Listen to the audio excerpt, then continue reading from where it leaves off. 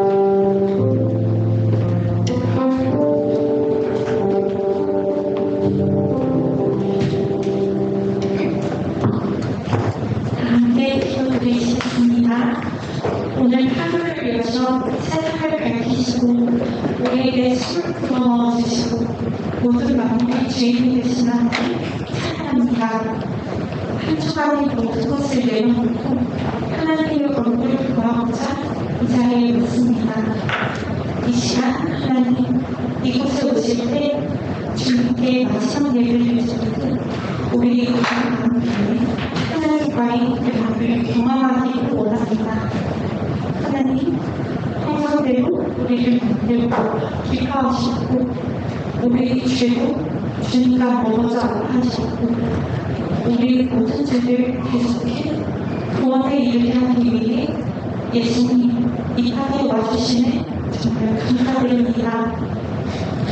예수님께서 피 흘리신 십자가 앞에 우리의 죄를 모두 극복할 수 있는 은혜를 허락하여 주시고 부활의 주님을 바라보며 완전한 사랑으로 우리를 그의 자녀로 해주신 하나님 기억하고 다시 주신 새 생명으로 거룩하신 주님 또 닮아가기를 원합니다.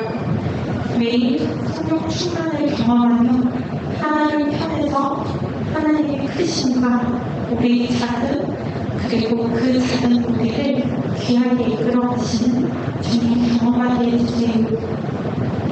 오늘 말씀을 전하실 최태원 교수님을 위해 기도합니다.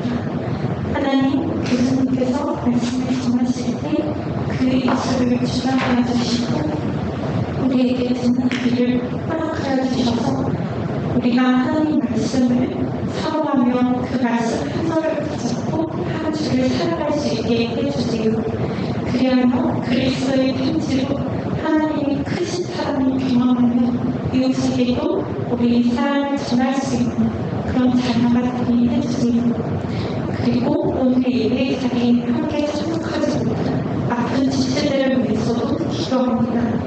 하나님, 우리 한 명 한 명에게 아픔이 있다면 그 아픔을 덮어주시고 위로하여 주시고 다시 회복하여 주님을 기뻐할 수 있는 삶을 살아갈 수 있게 해주세요. 하나님, 이 시간 몸과 내려놓고 주님을 향해 집중합니다. 하나님 오셔서 말씀해 주세요. 감사합니다. 살아계신 예수님의 이름으로 기도드립니다. 같이 선 시간을 내시겠습니다. 나는 하나님 아버지 하나님 선택을 믿습니다. 나는 그의 일하신 아들 우리 주 예수 그리스도를 믿습니다. 그는 성령으로 이끌려 동정녀 마리아에게서 나시고 본디오 빌라도에게 고난을 받아 십자가에 못 박혀 죽으시고 장사든지 사람이 중자 가운데서 다시 살아나셨으며 하늘에 오르시어 전능하신 아버지 하나님 우편에 앉아 계시다가 거기로부터 살아있는 자와 죽은 자를 심판하러 오십니다. 나는 성령을 믿으며 거룩한 교회와 세월의 교회와 죄를 용서하는 것과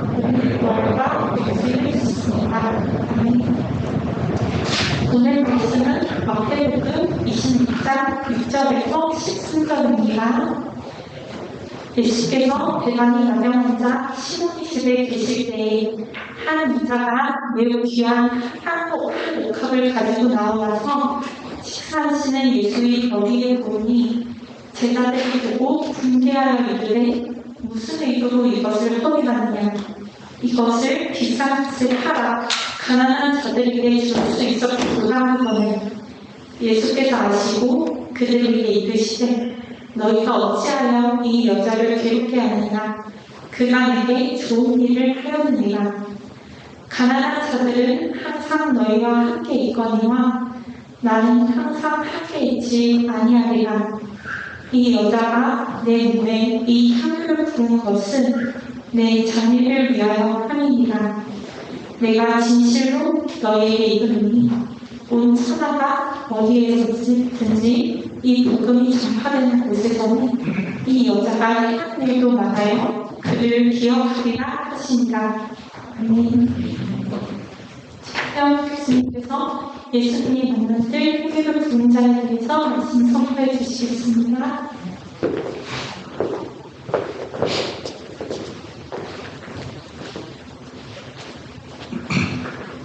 네, 제가 오늘 목이 좀 안 좋아서요. 중간중간에 좀 헛기침을 하더라도 양해 부탁드립니다. 자, 3달 전에 전도사님께서 전해주신 말씀의 제목이 정말 허비일까였습니다. 기억나시는 분들이 계실 텐데요. 예수님께 향유를 부은 여인의 기록을 주제로 해서 말씀을 전하셨습니다. 그때 헌신이 허비가 되지 않게 하시는 하나님이라는 말을 받아 적어줬던 기억이 납니다. 당시 말씀이 너무 좋아서 오늘은 동일한 기록을 가지고 이야기를 이어나가기로 마음먹었습니다. 특히 향유옥합 이야기에서 발견할 수 있는 구원의 메시지를 먼저 나누고 그 다음으로는 우리 홍대희 교수님과 김남주 사모님을 생각하면서 준비한 메시지를 나누고자 합니다. 특별히 긴장하거나 놀라신 분들은 없으시고요. 네. 당시 전도사님의 말씀대로 예수님께 향유를 부은 여인의 이야기는 4개의 복음서에 모두 등장합니다. 마태복음 26장 13절에 예수님께서 온 천하에 어디에서든지 이 복음이 전파되는 곳에서는 이 여자가 행한 일도 많아요 그를 기억하리라 하신 말씀을 이루기라도 하려는 듯이 네 복음서의 기자들이 모두 이렇게 기록해 놓은 것입니다. 다만 4개의 이야기가 동일한 사건을 대상으로 하는 것인지에 대해서는 신학자들 사이에서 다소 논란이 있었습니다. 확실히 누가복음 이야기는 좀 다릅니다. 하지만 이것이 하나의 사건인지 2개 이상의 사건인지 여부는 그다지 중요하지는 않은 것 같습니다. 네 복음서에 서로 다른 초점은 그저 이 사건의 의미를 더욱 풍성하게 해줄 따름입니다. 우선 다시 한번 이 향유옥합 이야기를 요약해 보십시다. 마태복음, 마가복음과 요한복음은 디테일에서는 조금씩 다르지만 그 전반적인 주제는 예수님의 죽음을 준비하는 사건으로서 향유를 부은 일입니다. 즉, 이 세 복음서에서는 여인이 향유를 부은 행동의 의미를 둘러싼 사람들 간의 해석적 갈등, 그리고 자신의 죽음이라는 다가올 사건과 연결시켜서 이 행동의 의미를 새겨주신 예수님에게 초점이 있습니다. 마태복음 26장 12절은 다음과 같이 예수님의 말씀을 전합니다. 이 여자가 내 몸에 이 향유를 부은 것은 내 장례를 위하여 함이니라. 그리고 우리 눈에는 이 구절을 읽을 때 여인과 그 여인을 비난한 제자들이 먼저 눈에 들어오기도 하지만 이 이야기의 주인공은 분명 예수님입니다. 누가복음의 서사는 조금 다릅니다. 누가복음의 주제는 죄사함입니다. 누가복음 7장 47절에서 예수님은 말씀하십니다. 이러므로 내가 내게 말하노니 그의 많은 죄가 사하여졌도다. 이는 그의 사랑함이 많음이라. 사함을 받는 일이 적은 자는 적게 사랑하느니라. 자신을 초청한 바리새인 시몬의 마음속으로 예수님을 정죄하는 것을 아시고 시몬과의 대화를 통해 죄인을 바라보는 예수님의 긍휼이 드러나는 기사인 것입니다. 이 두 기사가 초점이 서로 다르기는 하지만 신학적으로 보자면 결국 하나로 이어집니다. 죄, 사랑, 죄사함, 그리고 죽음. 요거는 성경 전체에서 예수님을 중심으로 이렇게 하나로 이어져 있음을 우리는 잘 알고 있습니다. 이제 이 이야기의 의미를 첫 번째로 향유를 부은 행위와 두 번째로 가룟 유다의 관점, 이 두 가지로 나눠서 살펴보고자 합니다. 우선 향유옥합을 열어서 예수님의 머리와 발에 향유를 부은 행위의 의미를 새겨보도록 합시다. 우리는 보통 향유 옥합이라고 하면 무슨 이렇게 보려청자 같은 도자기에 향유를 담아가지고 코르크 막이로 이렇게 뽕뽕 열었다 뺐다 그렇게 하는 상상을 하는데요. 학자들은 당시 중동지방에서 옥합이라는 것은 우리가 아는 석고, 반투명한 그런 단단한 물질로 되어 있고 향유를 거기다 넣은 후에 입구를 밀랍으로 이렇게 밀봉한 단단한 용기였다고 합니다. 그래서 이렇게 한번 향유를 옥합에 담으면 그 옥합을 열기는 어려웠다고 합니다. 왜냐하면 그 뚜껑을 여는 순간 향유가 이렇게 날아가면서 그 가치가 저하되게 되기 때문이죠. 그리고 이 밀랍이라는 것도 한번 이렇게 넣어가지고 굳으면은 돌처럼 단단해집니다. 그러니까 이게 단단한 돌덩이 같은 그런 게 옥합이었던 거죠. 이게 뭘 의미하냐면 옥합을 깨는 행위는 쉬운 행위가 아니라는 것입니다. 이게 물리적으로도 어렵기도 하거니와 옥합을 깬다는 것은 필요한 때에 그 안에 향유 일부를 이렇게 덜어내서 필요한 만큼 쓴다기보다는 그냥 그 안에 향유를 최선의 순간에 개봉해서 단번에 쓴다는 것을 의미합니다. 우리가 보통 적금을 깬다라는 표현을 하잖아요. 그것과 유사하다고 하겠습니다. 자유유출금 통장에서 이렇게 조금씩 뺐을 수가 없는 것이었습니다. 이 옥합에 든 향유는 가룟유다가 아이고 이것을 비싼 값에 팔아서 가난한 자들에게 나눠줄 수도 있었는 거 아니냐라고 화를 낼 만큼 비싼 물건이었고 그것을 언제 어떻게 사용할지는 굉장히 신중하게 결정할 문제였던 것입니다. 결국 이 향유값 이야기는 내 삶의 가장 귀한 것 혹은 내 삶 그 자체를 드림을 의미한다고 할 수 있습니다. 내 자신이 마음으로는 하나님의 법을 육신으로는 죄의 법을 섬기노라 한 로마서 7장의 신학적 관점을 원용해 보자면 어떻게 보면 옥합은 우리의 육신이고 향유는 우리의 영혼이라고 비유할 수 있겠습니다. 향유가 예수님의 머리카락과 발에 부어지기 위해서는 옥합이라는 틀이 이렇게 깨어져야 하듯이 우리의 삶이 예수님께 드려지기 위해서는 우리의 육신으로 상징되는 이 세상에 대한 욕망과 미련을 먼저 깨뜨릴 수 있어야 하는 것입니다. 그런데 여러분, 우리 이런 이야기는 우리가 많이 들어왔죠. 우리는 늘 우리의 전부를 주님께 드려야 한다는 말을 많이 듣습니다. 그런데 이런 겉면에는 두 가지 문제가 있습니다. 첫째로는 향유를 담은 옥합이 단단하듯이 우리의 자아도 아주 단단하고 단단해서 이런 겉면이 귀에 잘 들어오지 않는다는 것입니다. 직장이라도 관둬야 한다는 얘기인지 모두들 성직자처럼 살아야 한다는 건지 사실 실천적인 차원으로 들어가면은 해결하기 어려운 질문들이 한두 가지가 아닙니다. 둘째로 우리 자신을 드리는 행위가 사실은 우리가 생각한 것만큼 특별히 세상을 바꾸지 않는다는 점이고 우리가 이것을 잘 알고 있다는 점입니다. 우리는 우리 삶을 드리기로 결심할 때 어떤 드라마틱한 결과를 기대하곤 합니다. 최소한 캠퍼스가 바뀌거나 도시가 국내 불길을 휩싸이거나 한 민족이 구원을 받거나 하는 것이죠. 우리의 삶을 바쳤다면 그 정도 열매는 보아야 한다고 생각하는 경향이 있습니다. 우리가 가진 모든 것을 바치는데 그것이 겉으로 보기에 아무런 의미가 없다 이렇게 생각이 되면 우리는 보통 그런 자리에서는 옥합을 때려 하지 않습니다.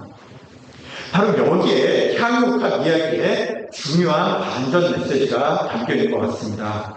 여러분, 가룟유다가 탄식한 그 값비싼 향유를 부은 행위, 내 전부를 드린 그 행위조차 예수님이 처했던 그 당시 상황에서는 그저 예수님의 장례를 준비하는 행위에 불과했습니다.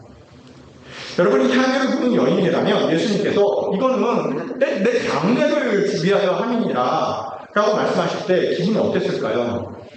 어쩌면 우리는 가룟유다의 말대로 향유를 팔아서 가난한 사람들에게 나눠줌으로써 정치력을 얻어가지고 예수님을 왕으로 만드는 일을 도모했을 수도 있습니다. 예수님이 왕이 되실 때까지 기다렸다가 대관식의 결정적인 순간에 옥합을 깨뜨리자고 생각했을 수도 있습니다. 그런데 예수님은 향유 옥합을 깨뜨린 행위가 그저 자신의 장례를 준비하는 것이라고 말씀하십니다. 생각해보면 그냥 애통하고 허무하기 짝이 없습니다. 우리는 우리의 행위가 시작적으로 쓸모없다는 이야기를 많이 듣습니다. 세드릭 교회 릭 워렌 목사님이 참 재밌는 비유를 한 적이 있습니다. 우리가 이렇게 비행기에 탔는데 비행기가 이륙할 때 이륙을 돕겠다고 좌석에 앉아서 이렇게 난리짓을 하는 것이 비행기의 이륙에 도움이 되겠냐는 것이었습니다. 우리의 행위라는 것은 하나님께 이런 노력과 유사하다는 것입니다. 우리가 드릴 수 있는 최선의 것을 드렸는데 그것이 예수라는 희망에 그 예수라는 희망에 장례식을 위한 것이라니 이게 정말 찬양의 가사처럼 소망 없고 빛도 없는 어두운 세상이라는 생각이 듭니다. 네. 예수님의 부활이 아니라면 값비싼 향유를 부어서 예수님의 장례를 준비하는 행위는 정말 고통스럽고 허무한 행위였을 것입니다. 온갖 신비한 유물들과 불가사의한 건축 기술을 보여주는 이집트의 피라미드와 미이라를 보면서 우리는 어떤 감정을 느끼나요? 여인이 부은 향유와는 비교도 안 될 정도의 자원과 인력이 투입돼서 건설된 피라미드는 영적인 관점에서 보면 그저 거대한 허무의 덩어리를 따릅니다. 아무리 화려하다고 해도 그것은 죽음의 상징일 뿐입니다. 그러나 우리가 향유옥합 이야기를 이토록 은혜로운 이야기로 자꾸 회고하는 것은 그 안에 절망이 아니라 희망이기 때문입니다. 여러분, 향유라는 것이 내가 드릴 수 있는 최선의 것을 상징한다고 본다면 결국 구원사적 관점에서 그 향유는 바로 예수님입니다. 예수님의 육신의 죽으심은 옥합이 깨어지는 것이고 거기서 향유가 흘러나와 방 안에 향기가 가득한 것은 예수님의 부활의 능력이 온 세계에 미치는 것을 의미한다고도 볼 수 있습니다. 여러분, 하나님이 예수님을 얼마나 사랑하셨는지 성경은 무엇라고 기록하고 있나요? 마태복음 3장 17절을 말합니다. 하늘로부터 소리가 있어 말씀하시되 이는 내 사랑하는 아들이요 내 기뻐하는 자라. 요한복음 3장 16절도 말씀하시지요. 하나님이 세상을 이처럼 사랑하사 독생자를 주셨으니 하나님이 독생자를 주실 만큼 세상을 이처럼 사랑하셨다. 하나님은 자신의 독생자 예수라는 영원한 향유옥합을 우리의 장래가 아니라 우리의 생명을 위해서 깨뜨리신 것입니다. 예수님께 향유를 부는 우리의 행위로는 예수님의 장례를 준비하는 절망의 눈물뿐이지만 하나님의 행위는 온 세상이 생명을 얻는 소망으로 이어집니다. 이제 다른 관점에서 향유옥합 이야기를 보도록 합시다. 여기서 초점은 이제 가룟 유다입니다. 저는 이 구절에 나타난 가룟 유다의 관점을 효용주의라고 부르고자 합니다. 어쩌면 우리는 사실 가룟 유다의 생각에 동의하고 있는지도 몰라요. 윌리엄 메거스킬이라는 옥스퍼드 대학의 교수는 아프리카로 가서 의술을 펼치려는 고민을 하는 어떤 의대생에게 대략 이런 식으로 조언했다고 합니다. 당신이 아프리카에서 의술을 펼쳐서 500명을 살릴 수 있다고 하자. 대략 1년에 50명씩 10년에서 500명을 살릴 수 있다고 하자. 그보다는 당신이 런던에서 의사를 하거나 뉴욕에서 은행가를 해가지고 번 돈으로 아프리카 의사 10명의 연봉을 위해 기부를 하시라. 그럼 그 의사들이 각각 50명씩 살릴 테니까 훨씬 그 기부금을 받은 의사들을 살릴 수 있는 사람의 수가 더 많을 것이다 라고 조언을 했다고 해요. 네, 그리고 이 조언을 받은 학생은 실제로 어떤가요? 솔깃하신가요? 말이 되는 것도 같고 좀 뭔가 이상한 것도 같고 그렇죠? 여러분들 이 논리를 달리 바라보면 이런 얘기가 됩니다. 홍준인 교수님께서 우간다 쿠미대학으로 직접 가실 것이 아니라 한국에 남아서 돈을 더 벌어서 그 돈을 쿠미대학에 보내는 것이 쿠미대학 입장에서 더 나을 거라는 논리입니다. 홍 교수님의 역량으로 아프리카에 가 있는 것보다 그것이 더 많은 효용을 창출하는지 후원을 하는 것이 더 많은 효용을 창출하는지 생각해보라는 것입니다. 어찌 보면 그럴듯하고 다시 보면 황당한 이야기 같지만 우리는 사실 이런 식으로 자주 사고를 합니다. 여러분들 최대 다수의 최대 행복이라는 말이 있죠. 효용 극대화라는 말도 있습니다. 결국 우리가 투입하는 자원 대비 가장 많은 효과를 거둘 수 있는 길을 택하라는 이야기입니다. 자, 여러분들 여기 값비싼 향유가 든 옥합이 있습니다. 여러분이라면 이 향유를 어떻게 쓰시겠습니까? 정말로 예수님의 장례를 준비하고자 했다면 차라리 그 향유 옥합을 팔아서 예수님의 수의와 무덤도 준비하고 조문객들을 맞을 음식을 사주는 것이 오히려 더 합리적인 그런 거 아닐까요?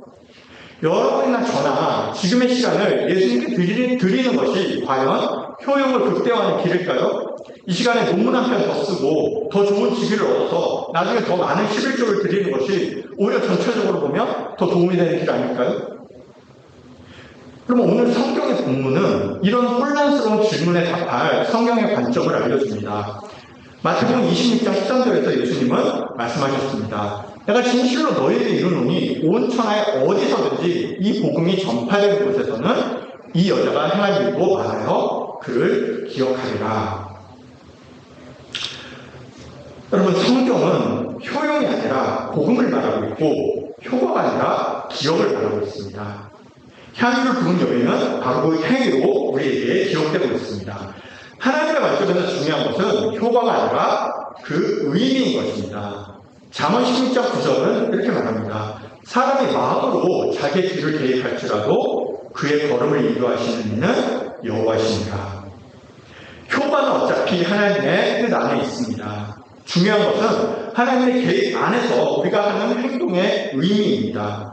하나님께서 기억하실 만한 행동을 하는 것입니다. 여러분, 저는 젊은 시절을 좀 허비했습니다. 전도사님께서 말씀하셨던 헌신이 허비가 된 것 같은 그런 허비가 아니라 그냥 허비였습니다. 하고 싶었던 국문학 대신 부모님이 받았던 법학을 하게 되었다는 핑계로 학부 시절에는 그냥 공부를 멀리하고 집요하게 하고 싶은 것만 하면서 살았었습니다. 그나마 대학원에 와서 지도교수님을 만나고 삶이 조금은 변했습니다. 이때 저는 성실의 가치를 처음 배웠던 것 같습니다. 하지만 어디 삶이 그렇게 쉽게 바뀌나요? 군복무 문제가 꼬이면서 저는 몇 년을 문자 그대로 허비하게 되었습니다. 주위의 사람들에게 상처도 많이 주었습니다. 도저히 살 수 없을 것 같아서 자살을 생각한 적도 여러 번 있었습니다. 그리고 이제 유학을 결심했습니다. 유학을 하고 싶었다기보다는 그냥 한국을 벗어나고 싶었습니다. 그렇게 미국으로 유학을 간 지 불과 몇 달 만에 저는 충격을 받았어요. 첫째로 미국 사람들은 단순한 삶에 몰랐습니다. 이들에게는 저녁에 일식 그런 거 없었습니다. 그저 일, 가족의 반복이었습니다. 제가 보기에는 수도사처럼 살고 있었어요. 둘째로 미국 사람들의 신앙에 놀랐습니다. 제가 청년 시절에 청년부에서 술을 마셔도 되니 안 되겠니 하는 수준의 고민은 하지도 않았어요.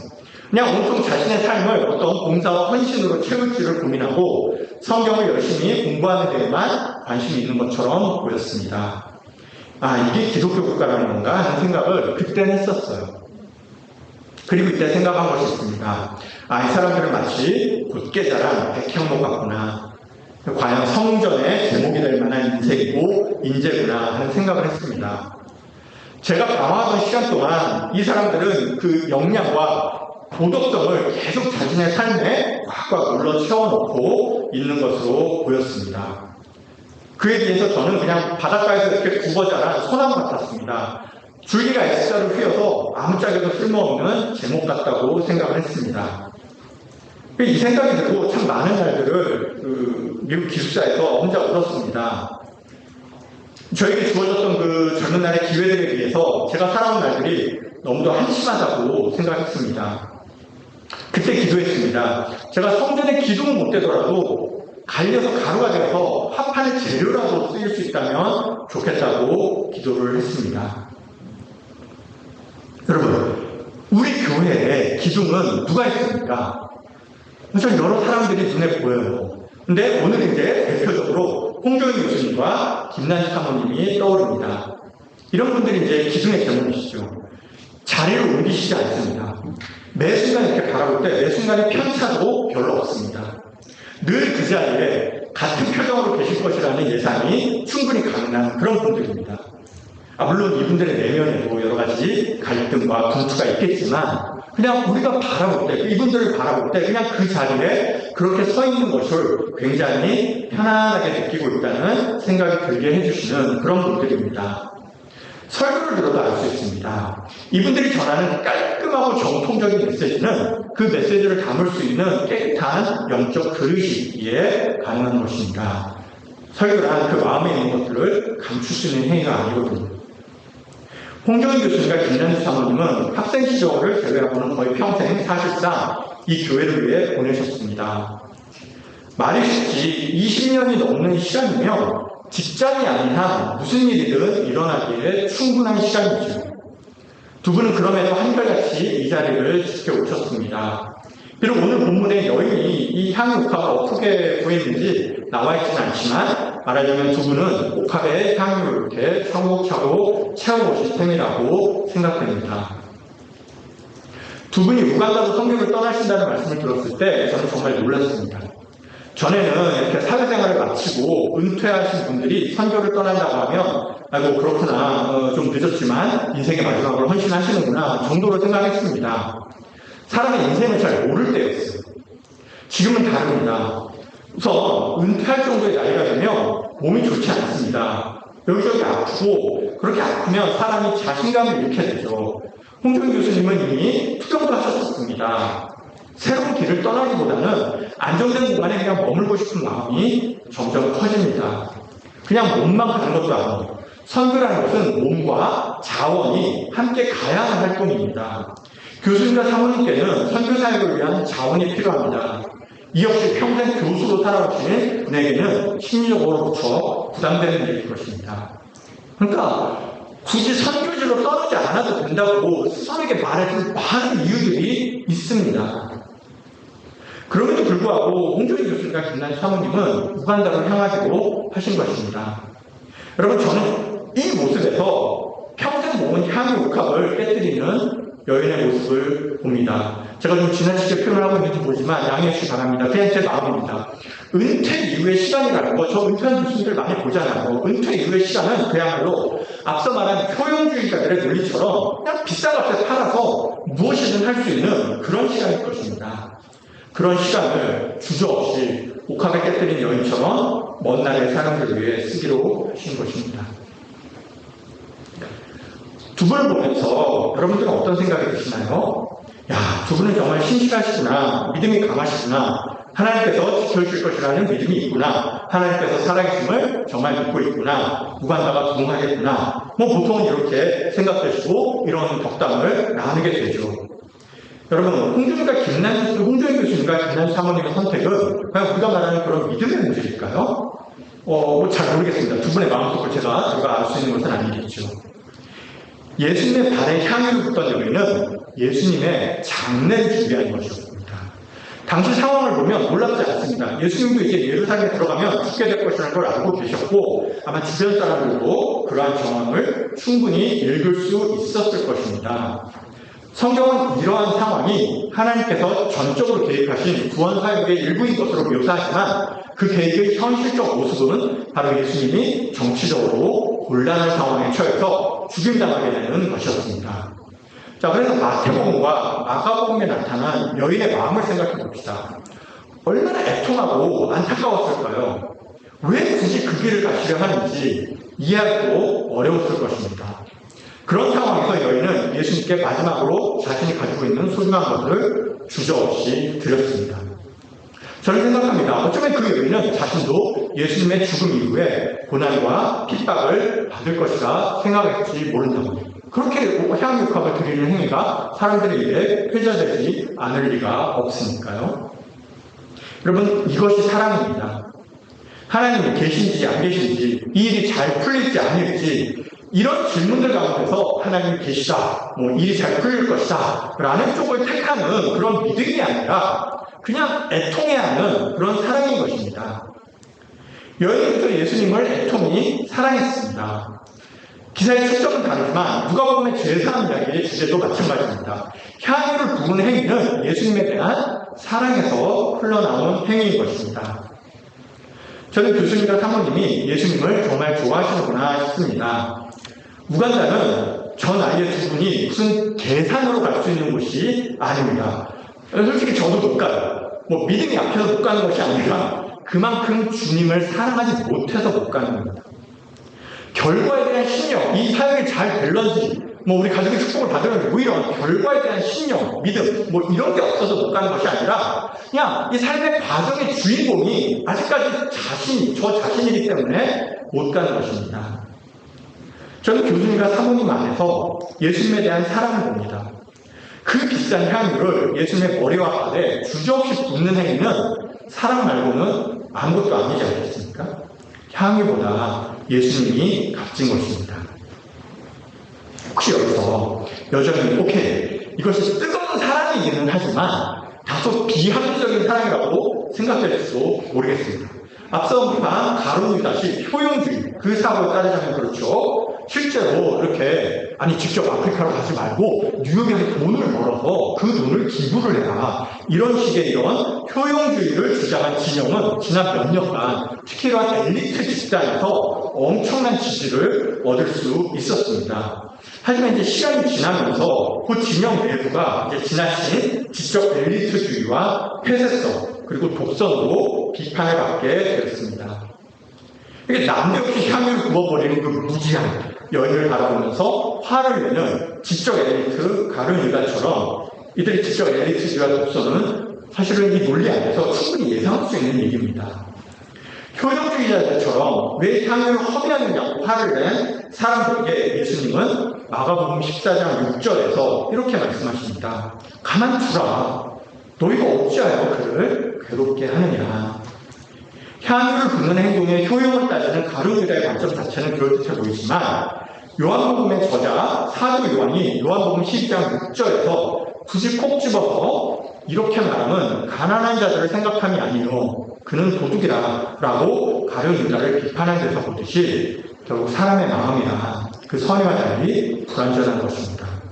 우리는 계산이 아니라 그저 사랑을 따릅니다. 이제 말씀을 마무리하겠습니다. 오늘 말씀은 3달 전에 전도사님의 설교에 영감받아서 준비하게 되었습니다. 그리고 전도사님 설교를 들을 때는 원래 제 간증 설교를 하려고 했는데 이렇게 말씀을 준비하면서 홍정희 교수님과 김난주 사모님을 떠올리게 하셨습니다. 그리고 이분들의 행동이 바로 예수님의 머리와 발에 향유를 붓는 행동과 다를 바 없다는 것을 깨닫게 하셨습니다. 어쩌면 오늘 이 말씀을 준비하던 제 마음도 옥합을 깨는 정도는 아니지만 이제 먼 길을 떠나실 두 분의 마음에 자그마한 향유를 부어드리고 싶은 마음이었던 것 같습니다. 여러분 누구에게나 향유 옥합을 깰 순간이 올 겁니다. 예수님에 대한 사랑과 주체할 수 없는 애통함이 겨워서 나의 시간과 삶을 그 결과에 대한 경제적 계산과 상관없이 그저 드리게 되는 날이 올 것입니다. 그 순간 차마 옥합을 깨지 못한다면 우리는 그냥 예수님을 그 정도로 사랑하는 것이겠죠. 사랑하지 않는 것도 아닌 건 아닙니다. 구원받지 못하는 것도 아닙니다. 반면 그 순간 옥합을 깬다면 그것은 예수님에 대한 믿음이나 의무감이 아니라 그저 예수님을 많이 사랑하기 때문에 할 수 있는 행동일 것입니다. 기도하겠습니다. 사랑의 주님, 독생자도 아낌없이 깨어 우리에게 부어주신 성부 하나님의 사랑처럼 우리도 우리의 옥합을 주저없이 깨어 예수님께 부어드리는 삶을 살게 하여 주시옵소서. 홍정희 교수님과 김난주 사모님의 앞길을 인도하시고 그 걸음이 선교의 역사에 기억되게 하소서. 사람들의 관점에서 어리석어 보일 수 있는 이 모든 행동들을 계산이 아니라 오로지 사랑으로 행하게 하소서. 예수님 이름으로 기도합니다. 네. 예수님 기름 말씀 감사드립니다. 함께 응원 좀 하셔서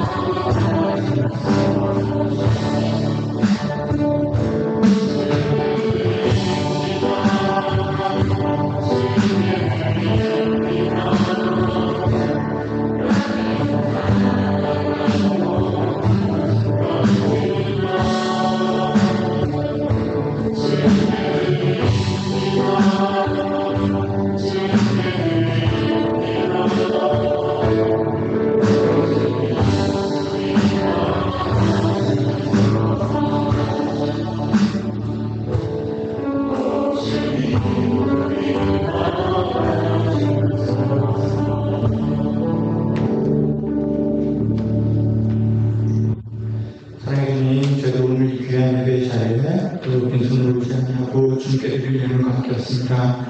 주님, 부족한 우리의 마음을 받아주시고 이 예물을 쓰이는 곳에서 주님의 나라 찬양하는 일을 쓰게 하시옵소서. 이 자리에 오늘 함께하지 못한 모든 우리 지체를 주님께서 동일하게 기억해 주시고 다음 주에는 우리 모두 함께 모여 같이 예배를 수 있도록 인도하여 주시옵소서. 예수님 이름으로 기도드립니다. 아멘.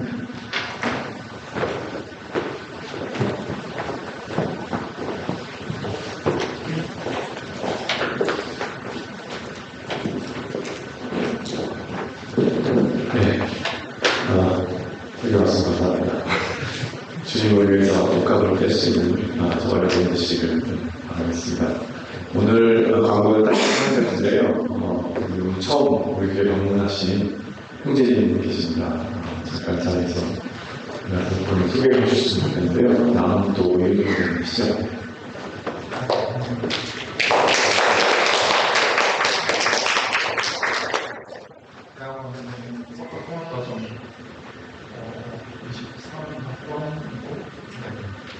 남들 실감하고 남들은